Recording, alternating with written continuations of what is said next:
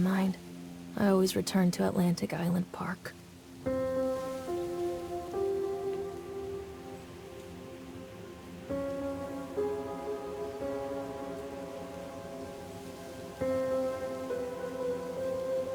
Where's Mr. Bear? I haven't seen Mr. Bear, Callum.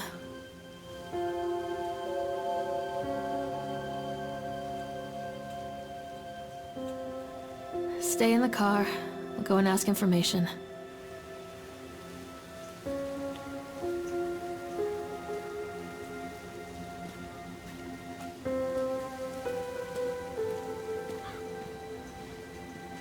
Attention, patrons. The park is now closed. Please make your way to the car park at your earliest convenience. Employees, prepare the park for shutdown. Callum was born the day this place opened. This is his favorite place in the world. What?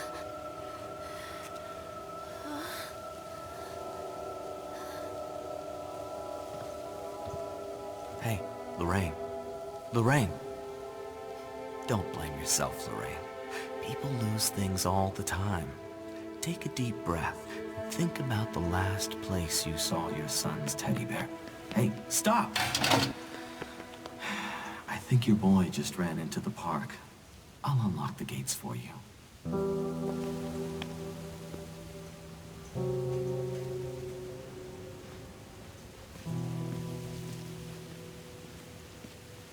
Callum, I told you to wait in the car! Over here! Callum, where are you going? There's something here. special about the entrance to an amusement park. A line drawn between the real world and the world of whimsy within. On this side, the apathy of our everyday lives.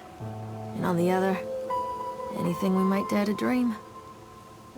It's no wonder Callum ran back inside. I wouldn't want to leave either. Attention, employees. The park is now closed. Have a safe journey home.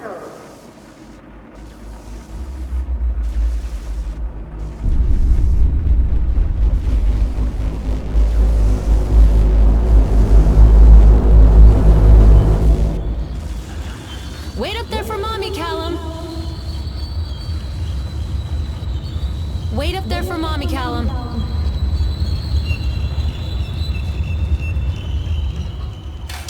Oh, God. The park. What happened here? Callum, come back here right now! You can't catch me.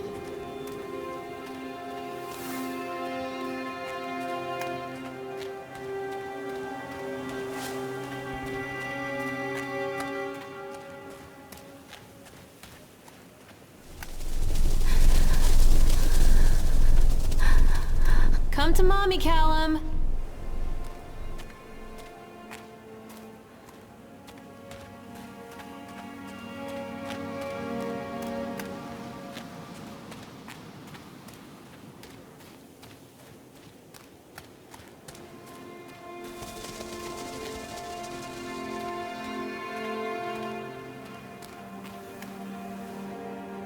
I think this belongs to Callum.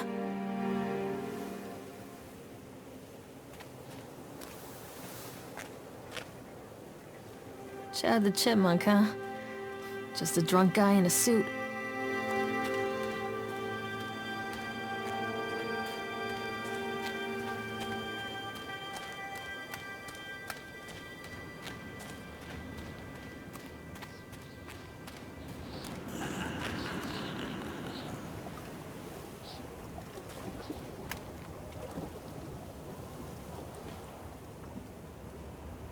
Callum, stay where you are!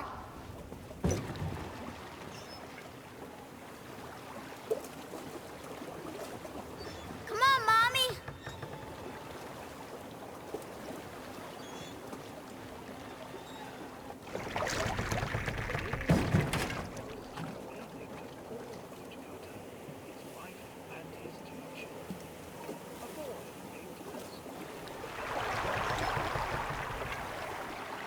Stop, Callum!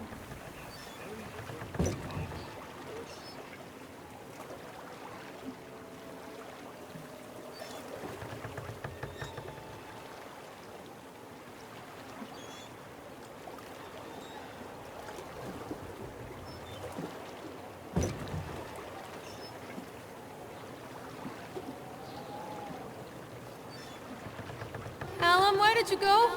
Callum, where did you go? Near a great forest, there lived a poor woodcutter, his wife and his 2 children. A boy named Hansel and a girl named Gretel. They were very poor and had very little to bite or sup.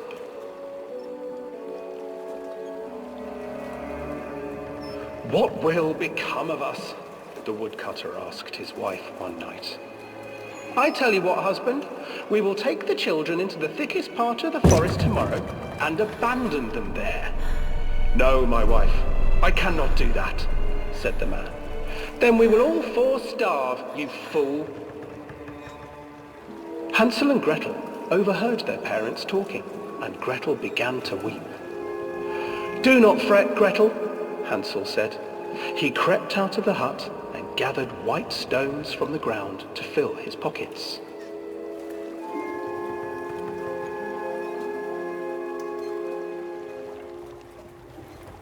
The next morning, the woodcutter leads the children into the forest. Before they leave, their mother gives them a slice of bread and warns them that they will get no more food that day. Clever Hansel leaves a trail of white stones behind them as they pass into the woods. When their father leaves them, the children wait a while, then follow the trail back to their parents' house. After receiving a thorough scolding from their parents for getting lost in the woods, the children are sent to bed without any supper. Hansel tried to sneak out and collect more white stones, but found that the door was locked. "Tomorrow I will take them into the woods myself," the wife told the woodcutter. In the morning, their mother gave them a slice of bread and led them deep into the forest once again.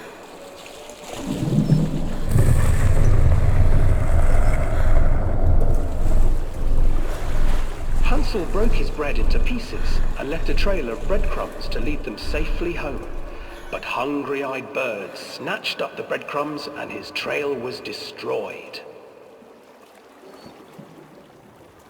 Abandoned by their parents and unable to find the trail home, the children wandered in the forest for 3 days.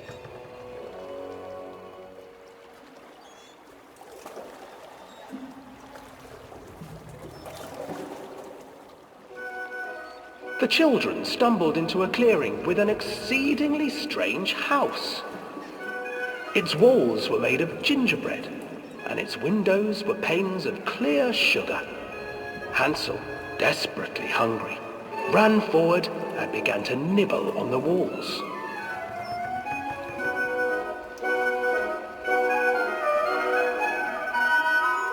"Nibble, nibble, little mouse. Who is nibbling at my house?" An old woman emerged from the house, sniffing the air and peering around with cloudy eyes. "Oh, you dear children, who brought you here? Just come in and stay with me. No harm will come to you." But Hansel and Gretel stayed back, for the old woman reminded them of their cruel mother. "Come, children, don't be afraid. I have something for you." The old woman offered them 2 enormous lollipops. The children took them and began to eat. "You see, nothing to fear here. Come inside," the old woman urged, and the children, still licking their sweets, followed.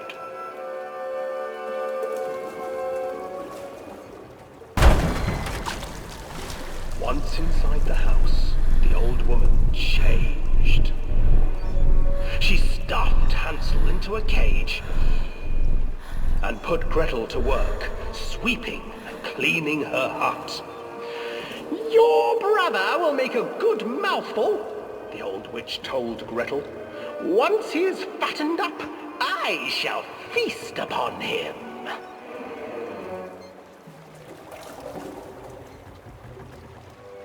Time passed, and poor Hansel refused to eat, fearing the day that the witch would eat him. The witch, for her part, grew impatient. "Today I will cook and eat your brother, Gretel. Climb inside and light the oven." But Gretel pretended not to understand. I do not know how. Where is the opening?" "Fool," the old witch said. "The opening is here." And she moved to show Gretel. Seizing her courage, brave Gretel gave the witch a shove, and the old crone tumbled forward into the oven. Gretel slid a large iron bolt over the door to the oven. Gretel freed her brother Hansel, and together they lit a fire beneath the oven. And though she screamed and begged, the children sat by the oven until her screams had stilled, and the witch was cooked. And then, because even children can't survive on sweets, they divided up the body of the old witch and ate her.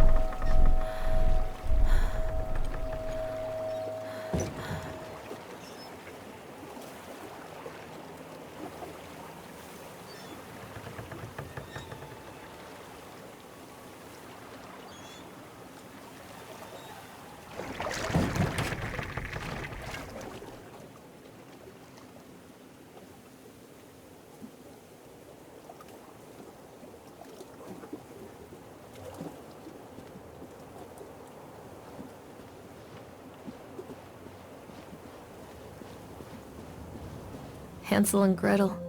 I used to read it to Callum when the electricity was shut off. Those poor children.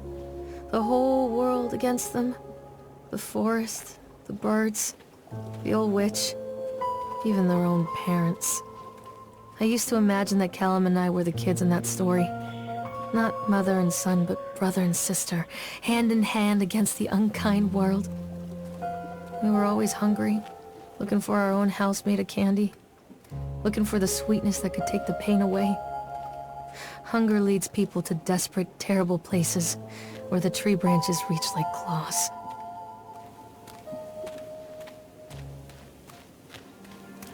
Stay where you are!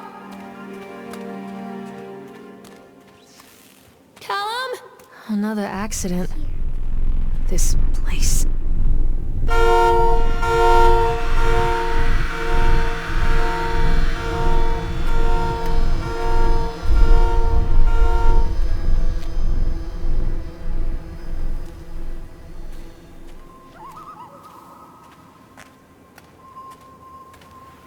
Mommy is coming, Callum!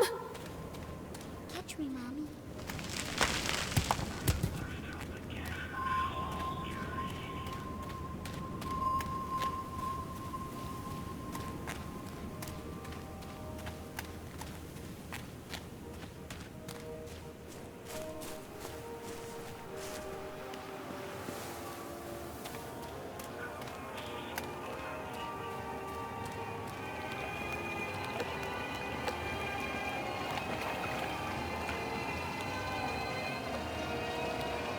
This old thing used to make the blood run to my head. Make me dizzy. The guy just snapped. Those poor kids.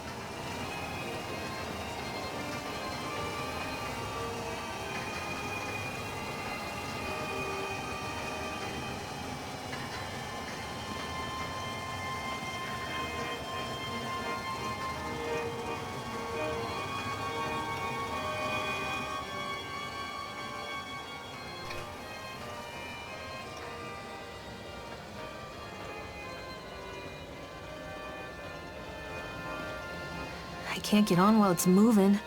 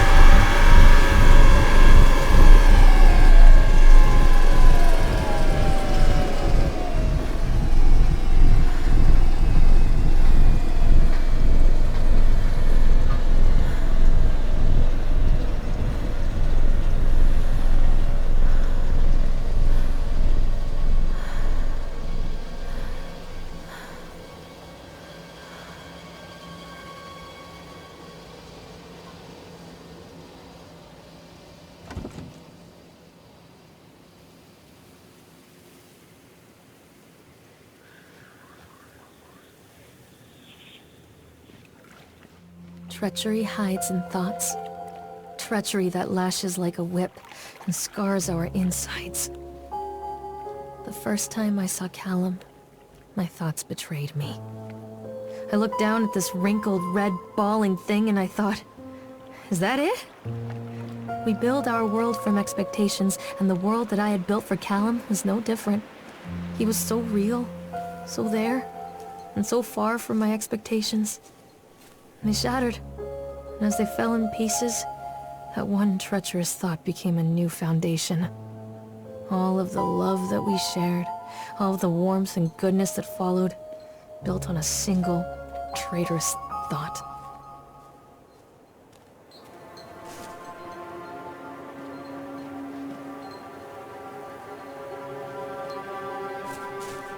Callum, stay where you are!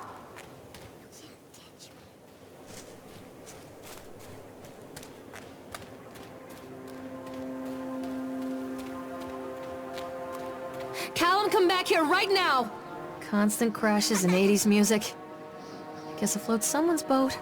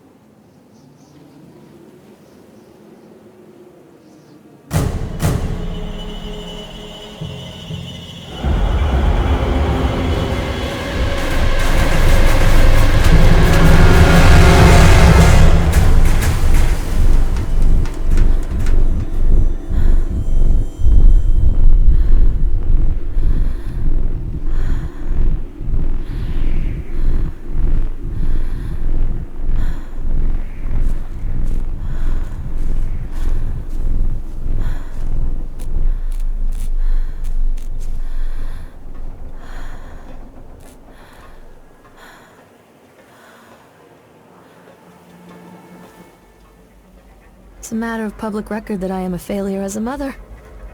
Once, when Callum was very small, I left him asleep in the car while I ran an errand. Don't even remember what it was. When I came back, the sheriff was standing next to the car, watching my boy through the window. I didn't like what I saw in his eyes. Judgment. He wrote me the ticket without saying a word, just the scratch of his pen on the notepad. When he gave it to me, our eyes met. I know what you're going through. My daughter, Helen, she just gets some help. Help was a bolt of lightning. Help was 1,000 volts surging through my veins. Help is agony. I'd rather die. I wanted to scream. I'd rather you pulled your gun and shot me. But instead my mouth said, yes, Sheriff.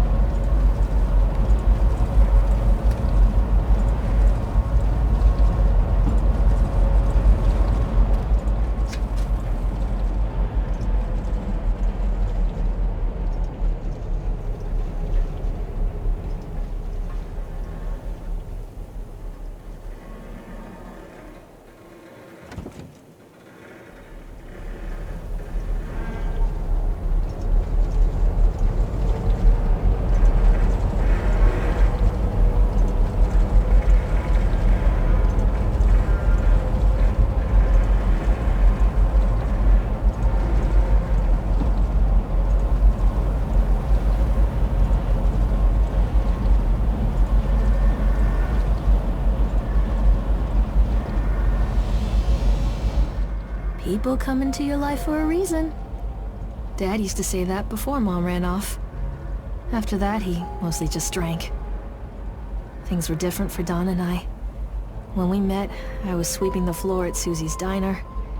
He came in with some workers, but he didn't try to flirt or cop a feel like the others. He just ordered a coffee and sat there, watching me. When my shift was over, he offered to walk me home. I don't know how to describe that walk. We talked and laughed and eventually kissed. It felt like love. It felt like a fairy tale. I can't tell you if Callum was made that night or one of the ones that followed. But I think it has to be that night. That one perfect night. Don and I moved in together, but then, well, he died. According to the supervisor, his safety harness failed when he was working on the top of the Ferris wheel. Don was there one moment, and then gone. Sometimes people leave your life for no reason. I was 3 months pregnant with Callum. Fairy tale fucking over.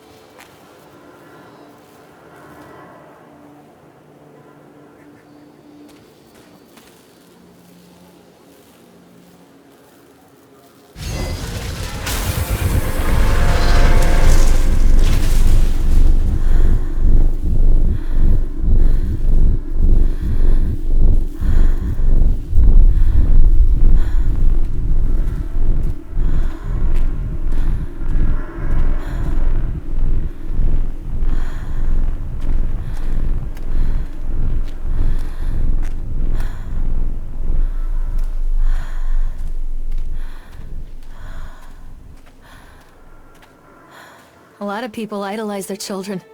You hear them talking about their kids and just the way they talk, their fucking voices make me want to vomit. My angel likes to read, and little Johnny is so good on the piano. Fuck those people! You give up 9 months of your life carrying them, you traumatize yourself giving birth to them, and then you spend the rest of your life as their slave. Wiping asses, mopping up piss, feeding them. Little life-sucking monsters who take and take and take until... we all go insane. Any parent who pretends otherwise is just dishonest. That's called choice supportive bias. I am honest. Callum really grinds my gears, and he owes me everything. Everything!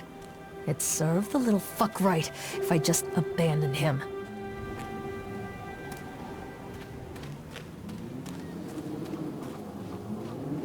I always wanted to ride this one.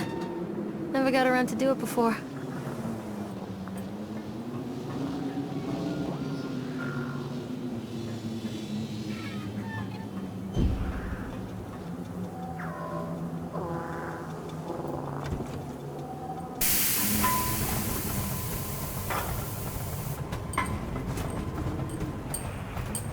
What do you want?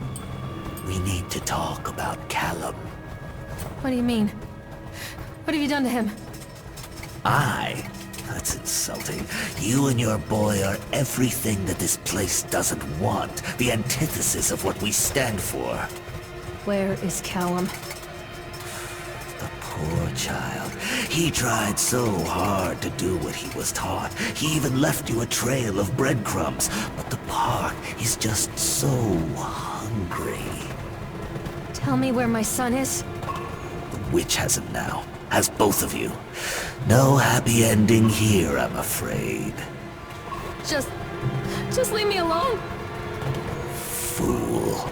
You always were.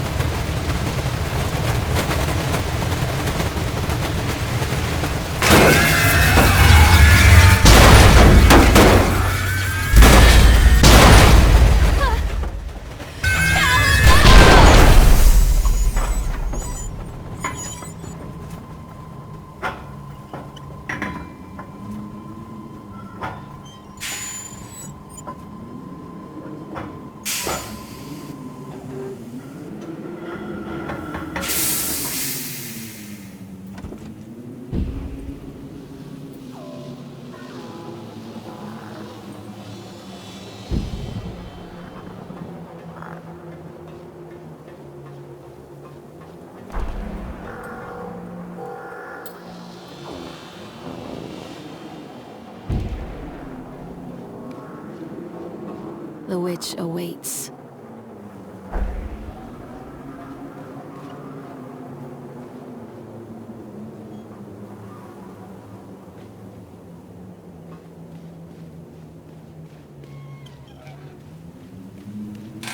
Callum has bruises on his arms, finger marks.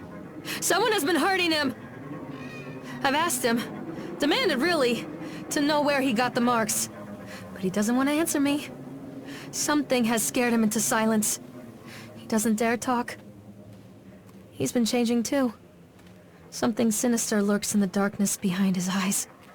I catch him staring at me at odd moments. In the night, he tosses and turns and cries out words that I cannot understand. When I try to soothe him, he snaps and bites at my fingers. I think he wants to talk to me. I think he wants to tell me. But they are watching him every minute of every day. They are whispering to him in his sleep, changing him. They are taking my baby away from me. I can save him. There will be pain. But I love him, and in the end, he will understand why.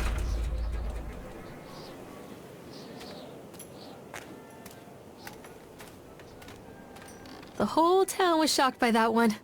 Never found out who did it.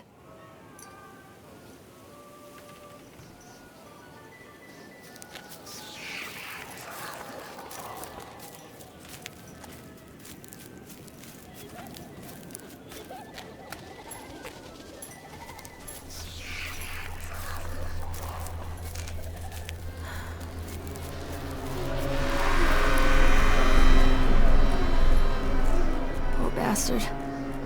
Who did this to him?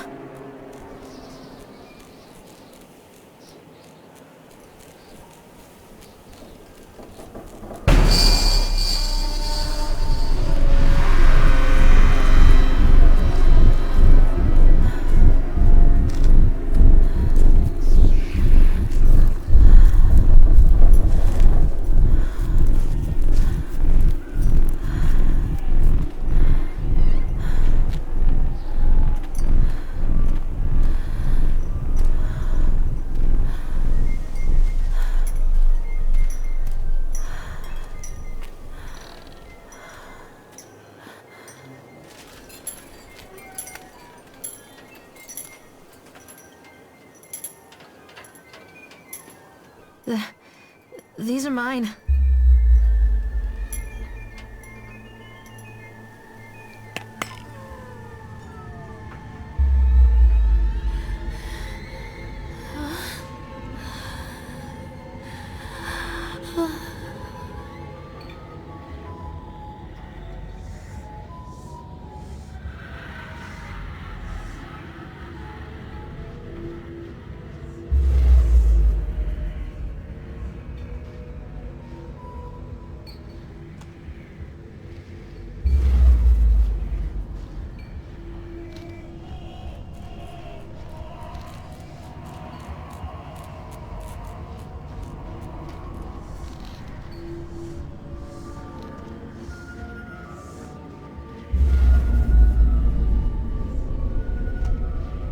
Don't touch me!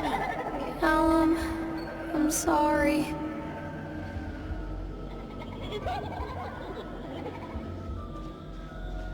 Don't leave me here, Callum.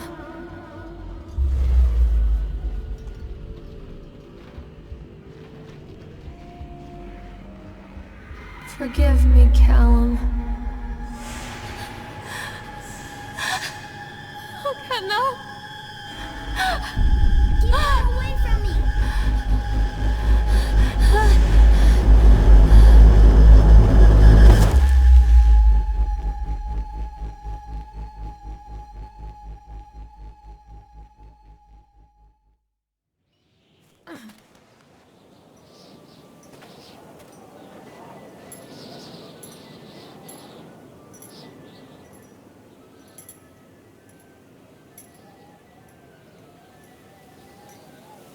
The park is a collage of contradictions all of its own.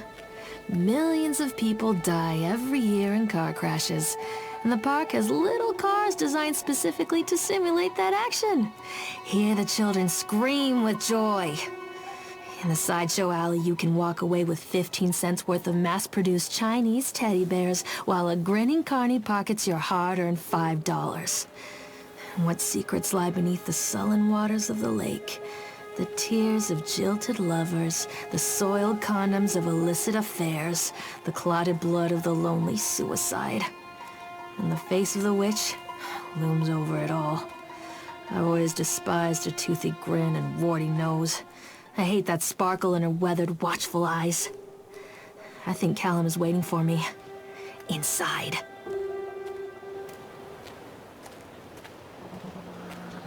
This isn't a game, Callum!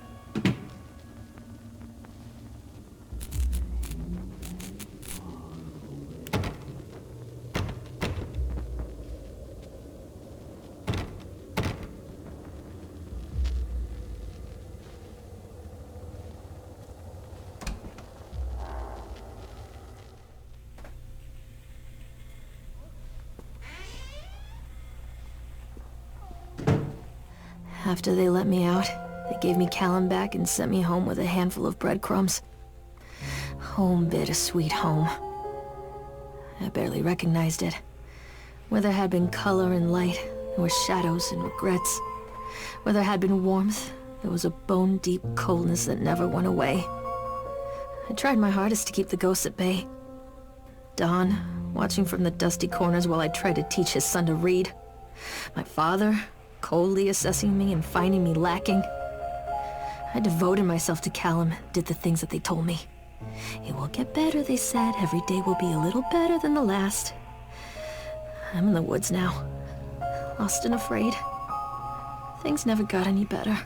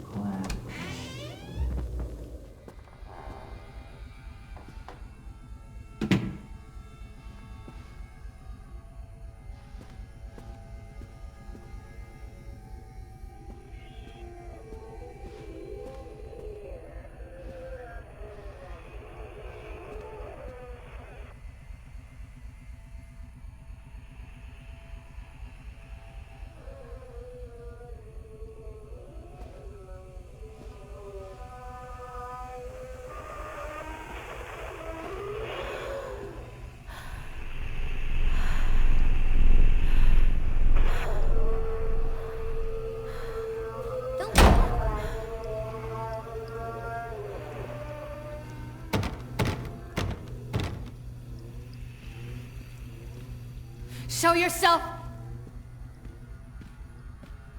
Oh God, oh God, oh God, oh God, oh God, oh God, oh God. Little duck went out one day over Leave me alone! and far away. Mother duck said quack, quack, quack, quack.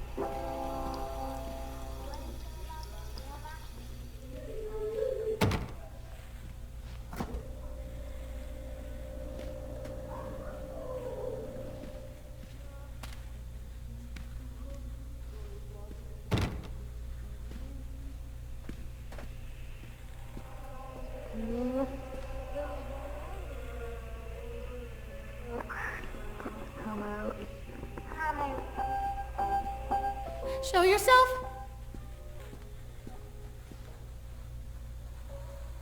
What have you done with him?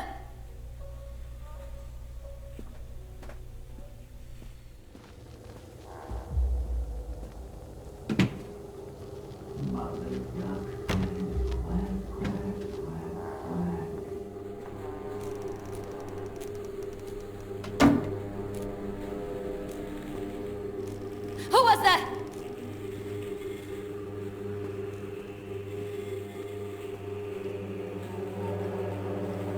Don't leave me!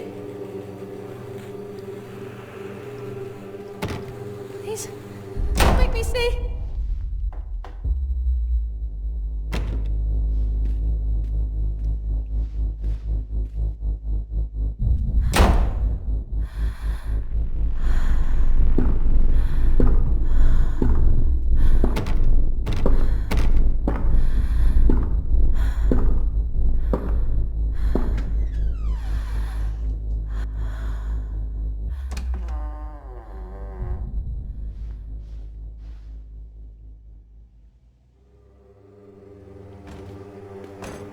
I'm a horrible mother.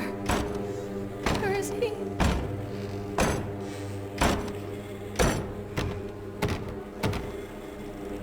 Don't leave me!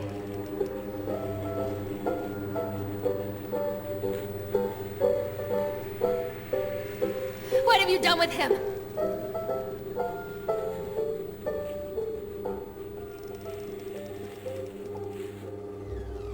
Where is my boy?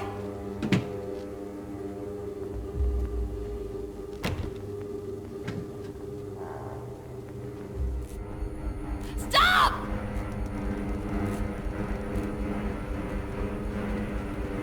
Don't make me look at it.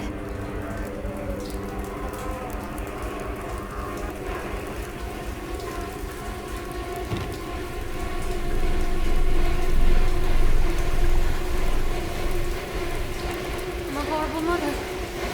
Where is he?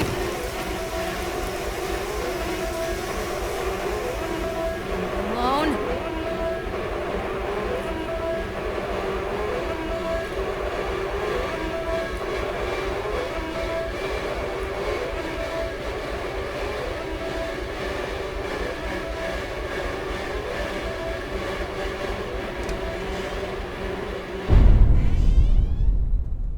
Give him to me!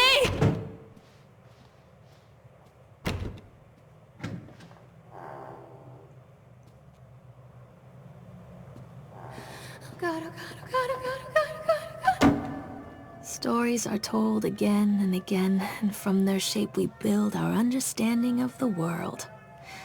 Two children are led into the woods. They are lost for a time, but then are captured by an old witch. The child goes missing in Atlantic Island Park.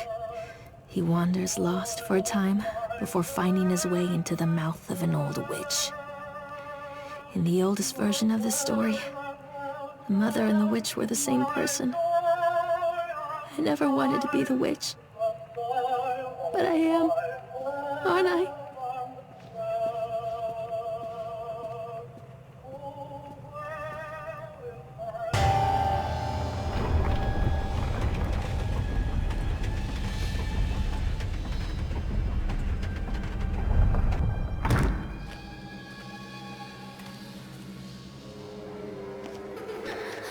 Callum. Callum!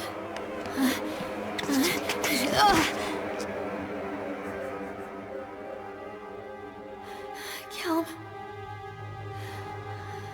Callum. Callum!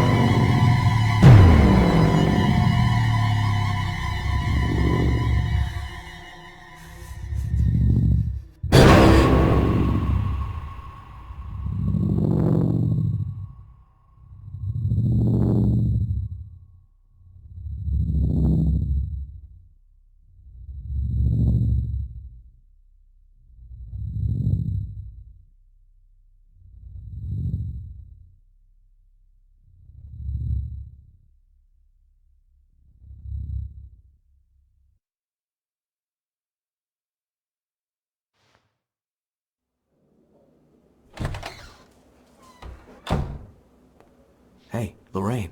Lorraine. Don't blame yourself, Lorraine. People lose things all the time.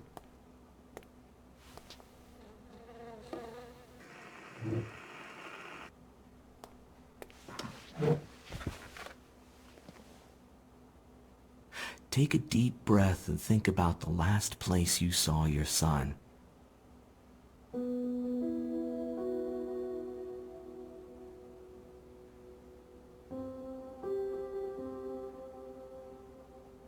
In my heart and mind, I always return to Atlantic Island Park.